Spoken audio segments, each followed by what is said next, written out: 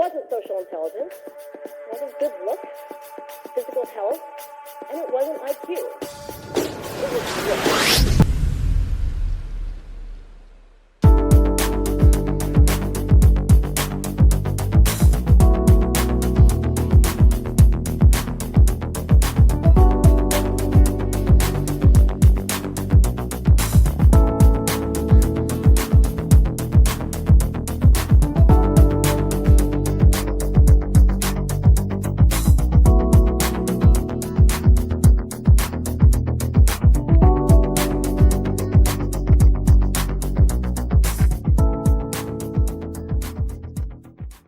Hello everyone, friends and teachers. We are going to try to interview one of our interviewees. My name is Valdis Torus.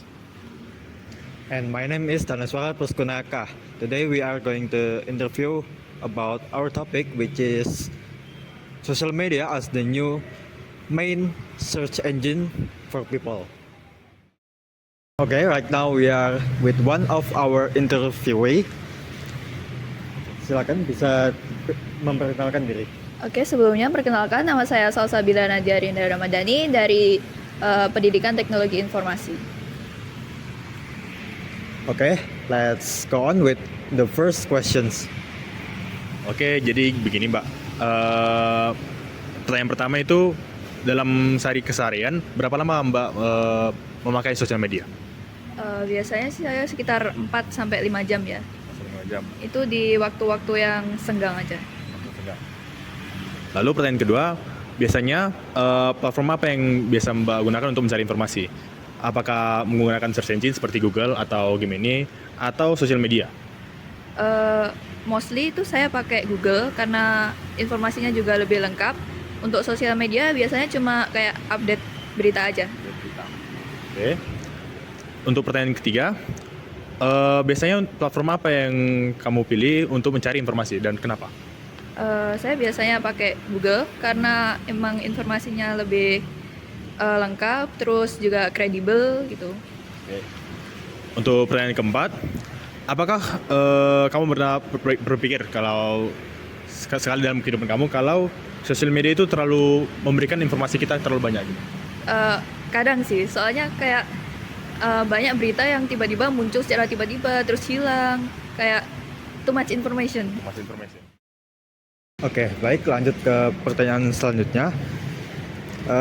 Menurut Anda, dari kedua platform itu lebih baik kita mencari informasi dari yang mana gitu? Kalau menurut saya itu tergantung sih, soalnya ada yang beberapa sumber yang memang kayak bisa dibuktikan kebenarannya, ada yang kayak masih simpang siur, jadi pertimbangan gitu. Oke. Kalau Mbaknya sendiri itu, kalau misal dapat informasi dari media sosial gitu, apakah diverifikasi terlebih dahulu atau bagaimana? Ya, selalunya mesti di double check dulu kan, mana yang apakah berita ini benar-benar kayak sesuai informasinya sama yang diberitakan atau kadang bisa hoax gitu. Oke.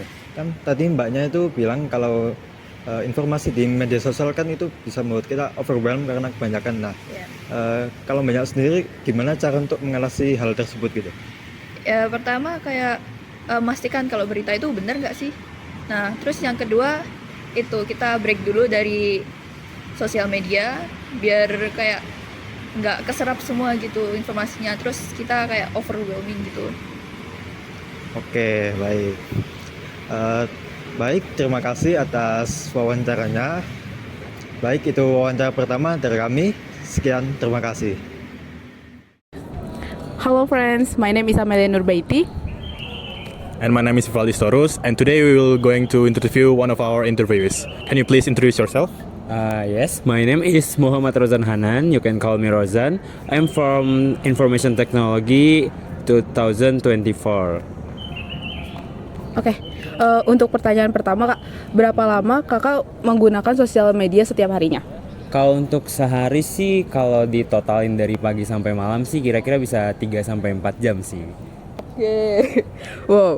Terus kalau misalnya Kakak cari informasi, biasanya Kakak pakai sosial media atau kayak pakai Google dan kawan-kawan? Kalau untuk informasi, aku lebih suka cari di Google dulu. Tapi kalau misalkan informasinya random tuh biasanya aku ketemunya di sosial media seperti Instagram dan lain-lainnya kayak gitu. Oke. Kemudian kalau misalnya nyari informasi, kakak itu lebih prefer ke platform apa? Informasi tuh aku sukanya ke Instagram atau enggak ke Twitter sih, ke X. Instagram dan Twitter. Kalau misalnya kakak pernah nggak berpikir kayak sosial media itu memberikan kita terlalu banyak informasi secara singkat gitu? Oh tentunya pernah sih, apalagi kalau ada konten-konten yang clickbait gitu, yang dimana itu gunanya buat narik perhatian doang, tapi ternyata isinya tuh nggak sesuai dengan judulnya, kayak gitu sih. Aku pernah ngerasa kayak gitu. Oke, untuk yang selanjutnya, menurut kakak itu informasi yang diberikan dari media sosial itu sebenarnya bagus atau tidak itu?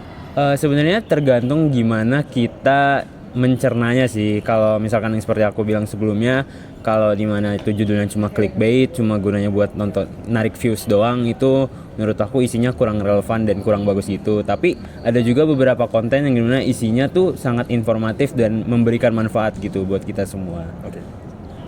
Selanjutnya, menurut kakak nih, kalau ada informasi gitu dari Twitter atau Instagram nih, kakak sering memverifikasi informasi tersebut atau gitu? Gimana? Oh kalau untuk itu mungkin tergantung konteksnya ya. Kalau misalkan kita ngelihat dan ternyata terlihat terlalu bagus, too good to be true gitu, maka itu mungkin harus diverifikasi 2 langkah gitu, mungkin lewat Google atau semacamnya. Kayak gitu sih.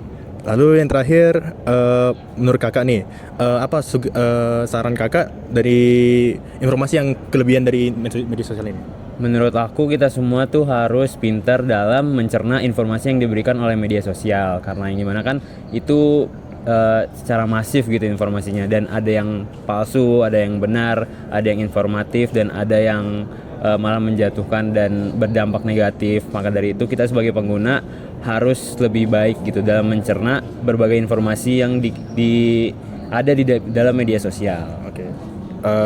Demikian pertanyaan terakhir untuk Kak Rojan. Terima kasih, demikian interview kami kali ini.